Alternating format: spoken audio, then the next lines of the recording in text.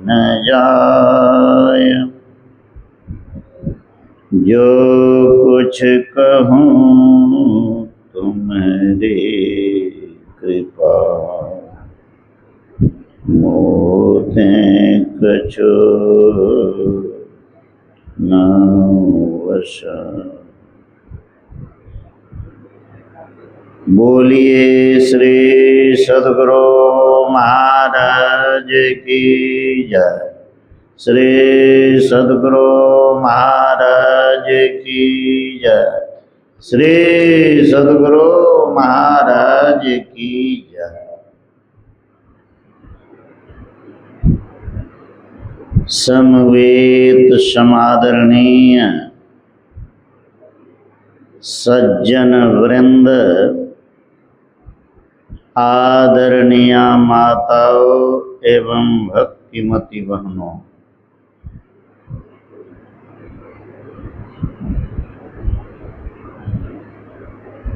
आज हम लोग इस सत्संग प्रशाल में उपस्थित होकर सत्संग कर रहे हैं।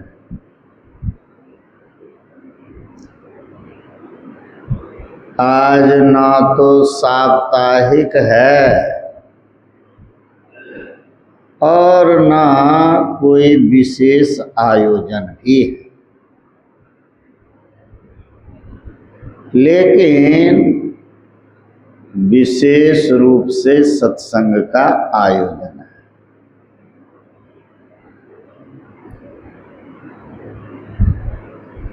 रामचरितमानस में आया है,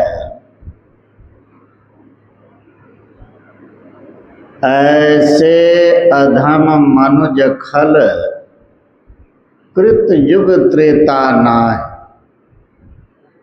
द्वापर कछुक वृंद बहु हो यही कलयुग माय। भगवान राम कहे हैं कि सतयुग और त्रेता में दुष्ट नहीं थे, असंत नहीं थे। द्वापर में कुछ हुए और कलयुग में झुंड के झुंड होंगे।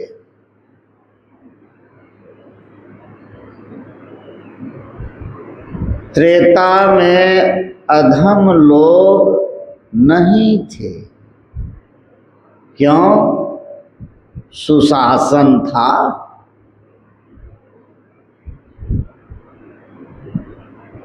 सुशासन था और प्रजा को सुराज। जहाँ सुराज हो, सुशासन हो, वहाँ धर्म के प्रति अधर्म को मानने में किसी तरह की बाधा नहीं होती, किसी तरह की बाधा नहीं। यदि सुराज नहीं हो, शासन करता ठीक नहीं हो, तो धर्म को अपनाने में बाधा होती है। इसीलिए त्रेता युग में, सतयुग त्रेता में धर्मात्मा लोग विशेष थे, धर्म को मानने वाले। और उस समय में भी सत्संग करते थे। सत्संग तो सब युग में है। कल सुने, सब ही सुलभ सब दिन सब देसा। सब दिन से है सत्संग, सब देशों में, और यह सुलभ भी है। सबसे पहली बात है कि सत्संग को आनंद मन से सुनिए, सुनिए समझिए और तदनुकूल आचरण कीजिए।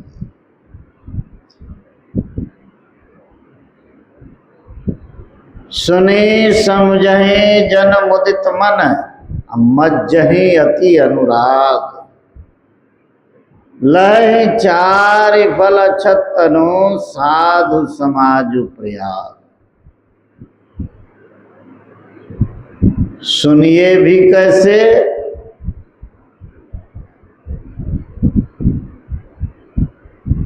श्रवण ज्ञान कैसा होना चाहिए? सुंदरदास जी महाराज की वाणी में है, जब ही जिज्ञासा हुई चित्त एक ठौर आनी। मृग जो सुनत नाद, श्रवण सो कहिए। यह श्रवण ज्ञान है। ज्ञान के चार दर्जे, श्रवण, मनन, निधिध्यासन और अनुभव। पहले तो ठीक से सुनिए, सुनने का बहुत महत्व है।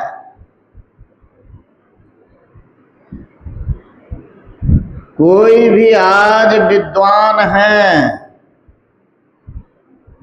तो विद्वान कैसे बने? सुन समझ करके।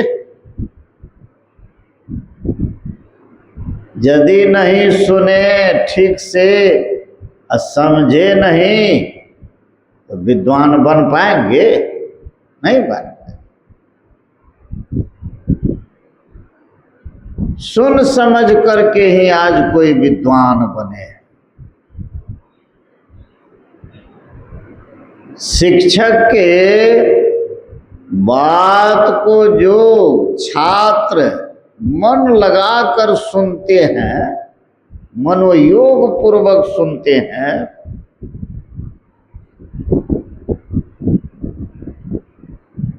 उनको जो है सफलता की प्राप्ति होती है। सफल होते हैं। आज कोई विशेष पद पर आसीन है, यह सुन समझ करके ही है।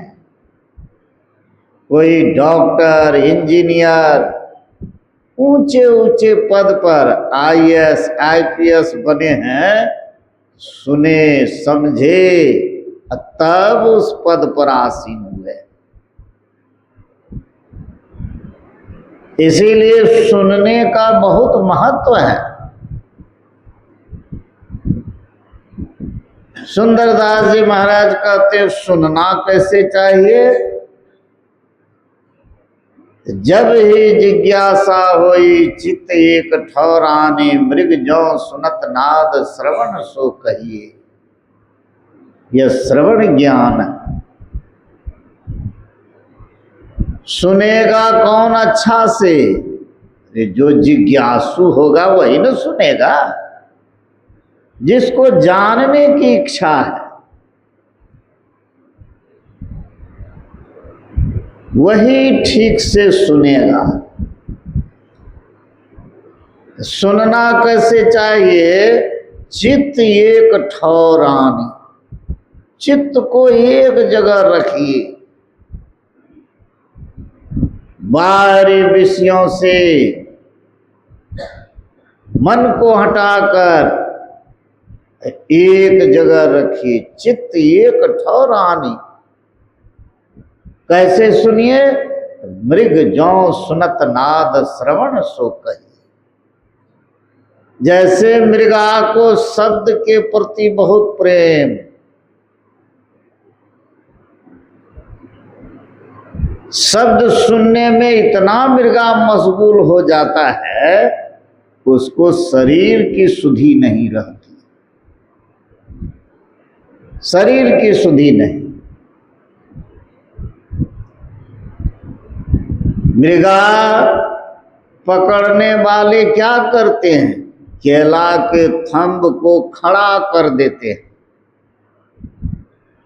छिप करके मधुर स्वर बजाते हैं, जिस स्वर से मृगा आकर्षित हो उस तरह का शब्द करते हैं, बजाते हैं। शब्द को सुनते हैं, मृगा जहां से शब्द हो रहा है उधर को खिंच जाता है और उस शब्द में इतना मशगूल हो जाता है कि उनको शरीर की सुधि नहीं रहती। समझता है ये पेड़ है, उसी में ऐसे उठम करके अडेस लेकर, जैसे वो ऐसे अडेस लेता है तो केला का थंब रखा न है, वो गिर जाता है तो मृगा भी गिर जाता है। कहते हैं देखे तो नहीं है, संत महात्माओं के वचनों में सुने हैं, मृगा को यहाँ जोड़ नहीं, ठेंगुना नहीं होता है। गिर गया तो उठ नहीं पाता है, उसको पकड़ लेता है। अर्थात मृगा शब्द सुनने में इतना मशगूल हो जाता है कि शरीर की सुधि नहीं रहती है, शब्द के तरफ सूरत उसकी लगी रहती है। उसी तरह श्रवण ज्ञान होना चाहिए। श्रवण ज्ञान आनंद मन से सुनिए। राजा जनक के यहाँ याज्ञवल्क्य जी महाराज गए थे सत्संग करने के लिए।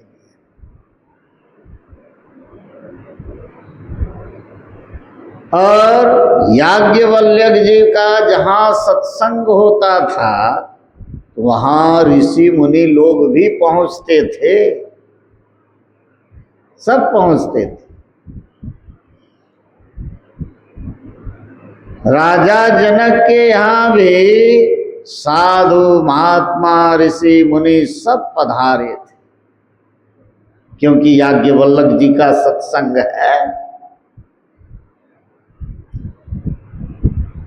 सब पधारे थे, लेकिन याज्ञवल्क्य जी का नियम यह था कि जब तक राजा जनक सत्संग में उपस्थित नहीं होते थे तब तक प्रारंभ नहीं होता। सब आकर बैठे हैं, राजा जनक नहीं आए हैं तो तब तक सत्संग प्रारंभ नहीं। ऋषि मुनियों के मन में हुआ याज्ञवल्क्य जी महाराज राजा जनक के आने के बाद प्रारंभ करते हैं सत्संग, हम लोग पहले से रहते हैं तो सत्संग प्रारंभ नहीं करते हैं। इसका मतलब है राजा जनक को विशेष मानते हैं, इसलिए विशेष मानते हैं कि वे राजा हैं। अरे राजा भी हैं लेकिन हैं तो गृहस्थ, सबके मन में हो रहा है गृहस्थ है। हम लोग तो विरक्त हैं, सब चीज त्यागे हुए हैं, तब भी राजा जनक हम लोगों के याज्ञवल्क्य जी महाराज हम लोगों का महत्व नहीं देते हैं। यह बात ऋषि मुनियों के मन में घर कर गई कि हम लोगों से विशेष राजा जनक को मानते हैं।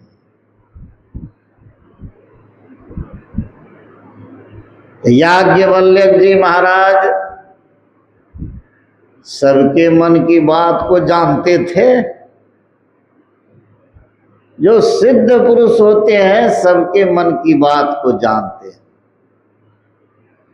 गुरु महाराज कहते थे यदि हम सबके मन की बात को कहना प्रारंभ करें तो एक भी आदमी मेरे पास नहीं रहेगा। मन वैसा ही है। मन जहां तहां भागते रहता है, खासकर विषयों के तरफ।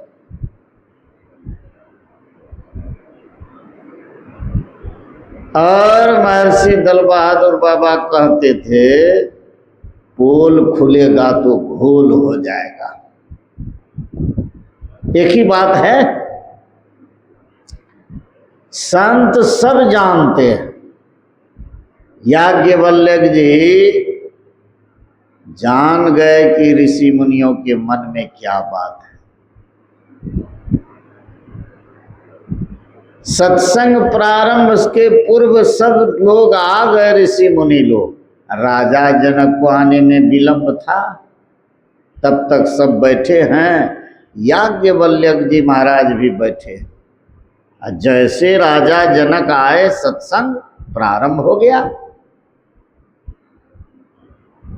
उसी समय क्या हुआ,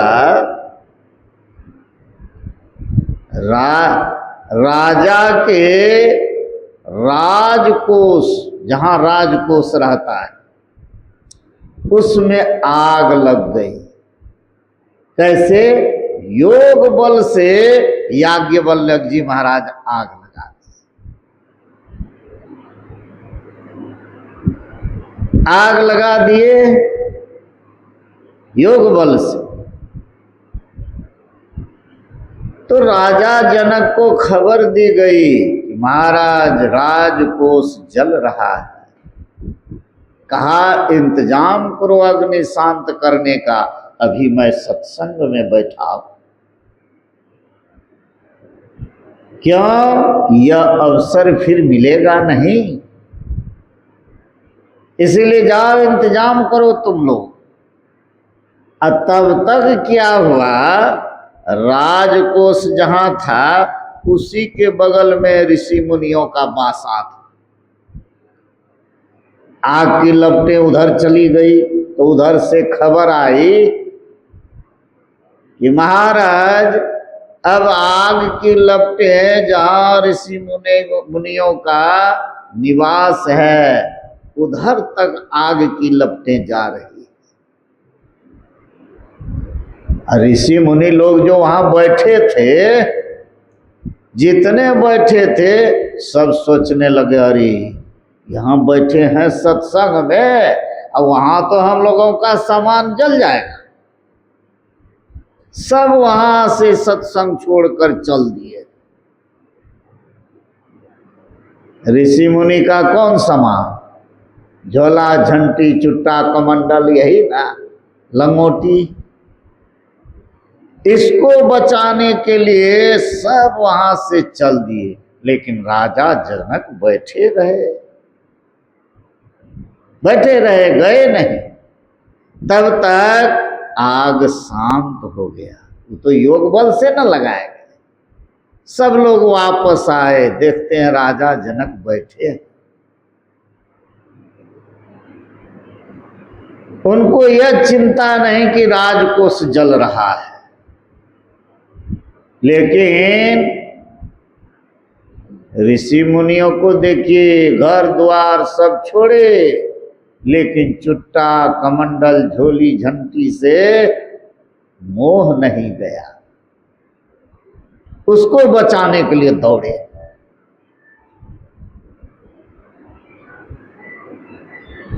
ऐसे थे राजा जनक, क्योंकि वह जानते थे सत्संग का महत्व क्या है। भगवान शंकर कहे, धन्य घड़ी सो जब सत्संगा, धन्य जन्म द्विज भगति अभंगा। वह घड़ी, वह अवसर धन्य है, उसी समय का महत्व है जिस समय सत्संग हो। इस चीज को राजा जनक जानते थे, इसीलिए सत्संग से उठ करके नहीं गए। ऐसा अवसर फिर मिलेगा कि नहीं मिलेगा। बाकी समय जो संसार के कार्य में लगाते हैं, उसका उतना महत्व नहीं। धन्य घड़ी सो जब सत्संगा, धन्य जन्म द्विज भगति अभंगा। वह जन्म भी धन्य है जिस जन्म में द्विजों की अभंग भक्ति हो।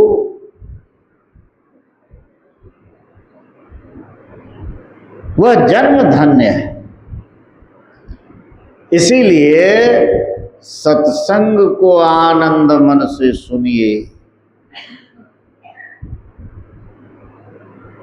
सुन करके समझिए। समझ में बात यदि नहीं आवे, बारंबार सुनते रहिए, सुनते रहिए। सुनते सुनते मन में प्रेरणा होगी, तब उस काम को करेंगे। उस काम को करेंगे। इसीलिए सत्संग सुनते रहिए, समझिए। समझ में बात नहीं आवे तो फिर समझिए। गुरुदेव की वाणी में है, सतजन सेवन करत नित सत्संगति करना, वचन अमीय दे ध्यान, श्रवण करी चित में धरना। मनन करत नहीं बोध होय तो पुनि समझी जाए, अरे हारे में ही समझ बोध जो होई तो रहनी तासम करी ली जाए। सतजन सेवन करत, संतों की सेवा कीजिए। धन्य जन्म द्विज भगति अभंगा। द्विज कौन है? संत जन है। उनकी सेवा कीजिए। नित्य सत्संगति करना, रोज सत्संग कीजिए, नित्य सत्संग कीजिए। और वचन अमीय दे ध्यान। संतों की वाणी क्या है? अमृत है, अमृत। कहते नहीं है हम लोग, अब फलाने बाबा के मुखारविंद से अमृतमयी वचनों को सुनिए।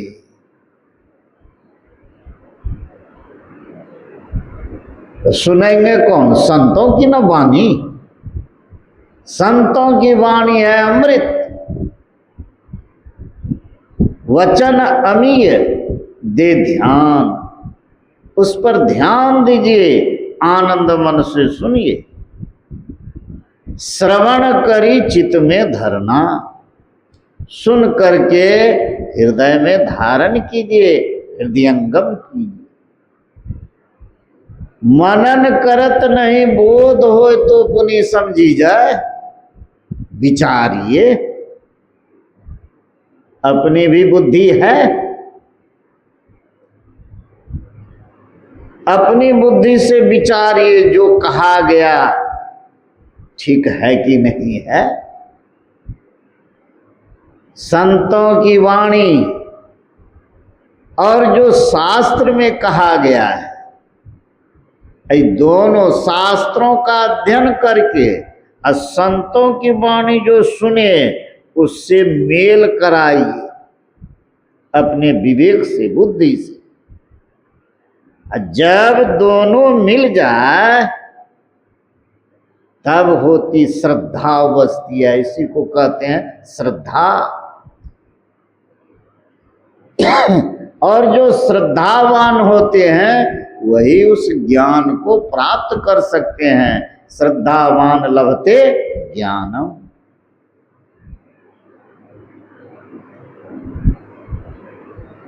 गुरु महाराज कहते हैं, श्रवण करी चित्त में धरना, सुन करके हृदयंगम कीजिए।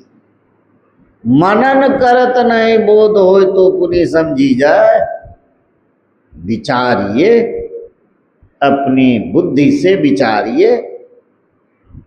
यदि विचार में बात ठीक ठीक नहीं आवे तो गुरुदेव कहते हैं पुनि समझी जाए, फिर से समझिए, सुनिए, समझिए। बारंबार सुनेंगे, समझेंगे, सुनते सुनते बात समझ में आ जाए। जब ठीक से समझ बूझ हो जाए तब अपने को उस रहनी में रखिए। पुनि समझी जाए, अरे हारी में ही समझ बूझ जो हुई, ठीक से समझ बूझ हो गया, समझ लिए तो रहनी तासम करी ली जाए, उस रहनी में रहिए, उस रहनी में रहिए, तब लाभ, तब लाभ। सुना बहुत, समझा कुछ नहीं। यदि समझते भी हैं तो उस रहनी में अपने को रखते नहीं हैं, लाभ होगा नहीं। हम लोग वही करते हैं, सुनते हैं, समझते हैं, ऐसा करना चाहिए, हैं? सदगुरु की सार शिक्षा याद रखनी चाहिए, अति अटल श्रद्धा प्रेम से गुरु भक्ति करनी चाहिए। सिद्धांत में रोज कहते हैं, लेकिन उस रहने में कितने लोग रहते हैं? बहुत थोड़े लोग। उस रहने में यदि रहेंगे अर्थात उसको जीवन में उतार लेंगे तो लाभ, भरपूर लाभ। बहुत सुना समझा लेकिन उस रहने में नहीं रहा तो लाभ मिलेगा? नहीं मिलेगा। बराबर मैं कथा कहता हूं, भगवान बुद्ध के समय की बात है, एक भिक्षु थे, जंगल में रहते थे। अब भगवान बुद्ध के एक ही उदान को जानते थे, एक ही उपदेश को, और जितना जानते थे तदनुकूल आचरण करते थे, जीवन में उसको उतार लिए, हृदयंगम कर लिए। जब भगवान बुद्ध के उस उदान का पाठ करे तो देवता लोग प्रकट होकर के वाह वाह करे, साधन भजन भी करे, ध्यान भी करे, और उसके बाद जितना वो जानता था भगवान बुद्ध के उदान को, वाणी को, उपदेश को, उतना ही पाठ करे, उससे बेसी नहीं। उससे बेसी तो जानता ही नहीं था। जब पाठ करे तो देवता लोग प्रकट होकर के वाह वाह करते थे। उसी होकर एक विद्वान भिक्षु गए,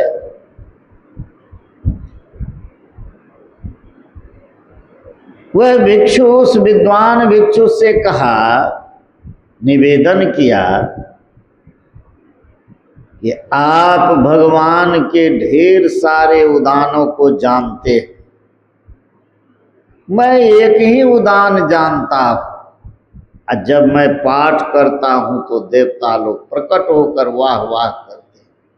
आप तो भगवान के बहुत उदानों को जानते हैं, आप पाठ करेंगे तो देवता लोग और विशेष कुछ कर सकते हैं। इसीलिए आपसे निवेदन है कि आप उदानों का पाठ करें,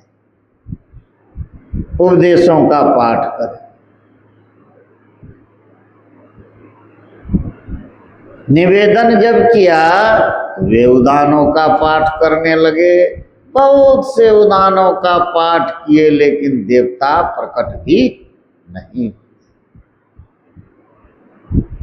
तब विद्वान भिक्षु से कहा कि अच्छा आप पाठ कीजिए। तो जब वे पाठ करने लगे, देवता लोग प्रकट होकर के वाह वाह करने लगे। विद्वान भिक्षु को आश्चर्य हुआ और वहां से वापस होकर भगवान बुद्ध के पास गए। भगवान बुद्ध से कहे, भगवान एक भिक्षु जंगल में रहता है, एक ही उदान जानता है, और जब पाठ करता है तो देवता लोग प्रकट होकर वाह वाह करते हैं। मैं वहां गया, बहुत से उदानों का पाठ किया, लेकिन देवता प्रकट भी नहीं हुए। इसका क्या कारण? भगवान बुद्ध कहे, देखो जी, वह जितना जानता है तदनुकूल आचरण करता है, आचरण में उसको उतारा है, इसीलिए देवता लोग वाह वाह करते हैं। इसीलिए सुनिए, समझिए, समझ बूझ करके तदनुकूल आचरण कीजिए, उस रहनी में रहिए। रहनी तासम करी ली जाए, उस रहनी में रहेंगे तब देखिए लाभ। क्या लाभ? जो लाभ कहा गया है, लय चारि फल छत्तनु साधु समाज प्रयास। शरीर रहते 4 फल की प्राप्ति होती है। शरीर रहते 4 फल की प्राप्ति, अर्थ, धर्म, काम और मोक्ष। सत्संग का बहुत महत्व है, इतना महत्व है, संत और सत्संग के संबंध में कहते कहते ब्रह्मा विष्णु सरस्वती भी लजा जाते हैं। विधि हरि हर कवि को विद्वानी, कहत साधु महिमा सब जानी। ब्रह्मा विष्णु महेश कवि पंडित और सरस्वती, ये सब साधु की महिमा कहने में लजाते हैं। अब गोस्वामी तुलसीदास जी कहते हैं, जब ये सब कह करके अंत नहीं कर सकते, कह नहीं सकते हैं, तो हमसे कैसे कहा जाएगा? विधि हरिहर कवि को विद्वानी, कहत साधु महिमा सब जानी। सो मोसन कही जात न कैसे, साक वनिक मणि गुण गण जैसे। साग बेचने वाला मनियों के गुणों का बखान कर सकता है? हम तो साग बेचने वाले हैं, तब भी कोशिश करते हैं। गोस्वामी तुलसीदास जी कहे, संतों की महिमा, सत्संग की महिमा को अंत किसी ने कह के नहीं कर सका, इतनी महिमा है। भगवान बुद्ध का सत्संग चल रहा था, एक सज्जन के मन में हुआ कि भगवान बुद्ध पधारे हैं, लोग भगवान कहते हैं, इसीलिए दर्शन करना चाहिए। और भगवान क्या कहते हैं जरा सुन भी लेंगे, यह ख्याल हुआ मन में। सब कहते हैं भगवान है, भगवान बुद्ध, तो दर्शन करना चाहिए, उसके वाणी को सुनना चाहिए। मन में इस तरह की प्रेरणा हुई उनको, जबकि भगवान बुद्ध के अनुयायी नहीं थे।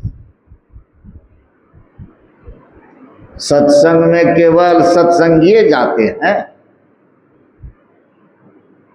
जहां बड़ा सत्संग होता है, अखिल भारतीय जिला वार्षिक, सत्संगी गैर सत्संगी सब जाते हैं। उसी तरह उसके मन में हुआ तो अपने घर से चल दिया। घर से जब चला तो मार्ग में एक सांड मिल गया। सांड, सांड बहुत बदमाश था। उसको पता नहीं था बदमाश है कि क्या। उस होकर जैसे गुजरा ना, सांड उस पर दौड़ा और वह बहुत बदमाश था। ऐसा मारा, उठा के पटक दिया कि उसी समय उसकी मृत्यु हो गई। जा भी नहीं सका सत्संग स्थल पर जहां भगवान बुद्ध थे, दर्शन भी नहीं। उस होकर लोग गुजरते थे, जाते थे भगवान बुद्ध का दर्शन करने, तो देखते थे कि अरे ये आदमी मर गया। लोगों को मालूम हुआ कैसे मरा, तो सांड मार दिया। बहुत बदमाश सांड था, पटक दिया, मार दिया। जा रहा था सत्संग, वहां भी बात फैल गई। देखिए ऐसी बात है, एक व्यक्ति आ रहा था, रास्ते में सांड मिला, सांड मारा, उसी समय उसकी मृत्यु हो गई। बात फैलते फैलते भिक्षुओं को मालूम हुआ। एक भिक्षु ने भगवान बुद्ध से पूछा कि भगवान, एक सज्जन आपके दर्शनार्थ और आपके वाणी को सुनने के ख्याल से आ रहा था, मार्ग में एक सांड मिला।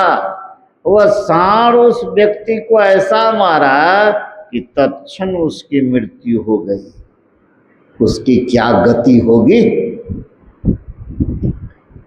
तो भगवान बुद्ध कहे उनको तावतिश लोक की प्राप्ति। तावतिश स्वर्ग लोक को कहते हैं, पाली भाषा में है। भगवान बुद्ध कहे उनको स्वर्ग की प्राप्ति हो, जबकि भगवान बुद्ध का अनुयायी भी नहीं और दर्शन भी नहीं किया था। केवल मन में था कि जा रहे हैं भगवान का दर्शन करेंगे, भगवान क्या कहते हैं वो भी सुनेंगे। यह ख्याल मन में था उनका, इसी ख्याल को लेकर जा रहा था। इस ख्याल को लेकर उनका शरीर छूटा तो भगवान बुद्ध कहे तावतिस लोक की प्राप्ति। यदि भगवान का दर्शन करते, उनकी अमृतमयी वाणी को सुनते और सुन समझ करके आचरण करते तो मोक्ष नहीं मिलता। मोक्ष की प्राप्ति हो। नहीं सुने, मन में यह केवल ख्याल भगवान का दर्शन करना है, तो भगवान बुद्ध कहे स्वर्ग की प्राप्ति। कितना लाभ है। इसीलिए आनंद मन से सत्संग सुनिए, समझिए, कोशिश कीजिए तदनुकूल आचरण करने का। आचरण जो कहा गया है उसके अनुसार कीजिए। सत्संग में क्या कहा जाता है? सत्संग कीजिए, ध्यान कीजिए, सदाचार का पालन। मुख्य बात तो इतना ही है, नहीं है? इसी में सारा संत मत का सब ज्ञान आ गया। सत्संग नितरु ध्यान नित, रहिए करत संलग्न हो। सत्संग नित ये बाहरी सत्संग, ध्यान आंतरिक सत्संग और सदाचार का पालन। इसी में सब संत मत आ गया, ईश्वर भक्ति आ गई।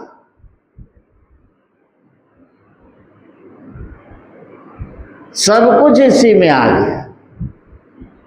इसीलिए आनंद मन से सत्संग सुन समझ करके साधन भजन कीजिए और संसार में अच्छे आचरण से रहिए। अच्छा आचरण बनाने के लिए सदाचार का पालन कीजिए। यदि सदाचार का ठीक ठीक पालन करते हैं, सतव्रत में दृढ़ आप हो, गुरु महाराज भव पास क्या, आप सदाचार में यदि दृढ़ हैं, सदाचार का पालन करते हैं, आपकी ख्याति चतुर्दिक फैलेगी। एक भिक्षु ने भगवान बुद्ध से पूछा कि भगवान, जूही अतर गुलाब आदि फूलों का सुगंध चतुर्दिक फैलता है, ये चतुर्दिक नहीं, हवा के अनुकूल बहती है।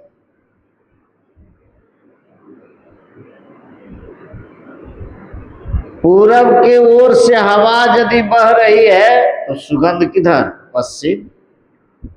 पछुआ हवा है तो सुगंध पूरब के ओर। कहे भगवान, जूही अतर गुलाब आदि फूलों का सुगंध हवा के अनुकूल। क्या कोई ऐसा भी सुगंध है जो हवा के प्रतिकूल चले? भगवान बुद्ध कहे हाँ वह है, कि जो हवा के प्रतिकूल भी चलता है, वह है पंचशील का सुगंध। बौद्ध धर्म में पंचशील का पालन और हम लोग संत मत में सदाचार का पालन, एक ही बात। जो सदाचारी पुरुष होते हैं, संसार में उसका चतुर्दिक नाम जय जयकार होता है, ख्याति रहती है संसार। और सदाचार का पालन करेंगे तो साधन भजन में भी तरक्की होगी। इसीलिए सदाचार समन्वित जीवन व्यतीत करते हुए नित्य सत्संग ध्यान करते रहिए। अवश्य है दोनों जीवन सुखमय हो जाएगा, इहलोक परलोक दोनों बनेगा और अंत में मोक्ष को भी प्राप्त कर लेंगे। यह लाभ सत्संग से है। इसीलिए आनंद मन से सत्संग सुनिए, समझिए, समझ बूझ करके साधन भजन कीजिए तो लाभ ही लाभ। यही थोड़ा सुनाया। बोलिए श्री सद्गुरु महाराज की।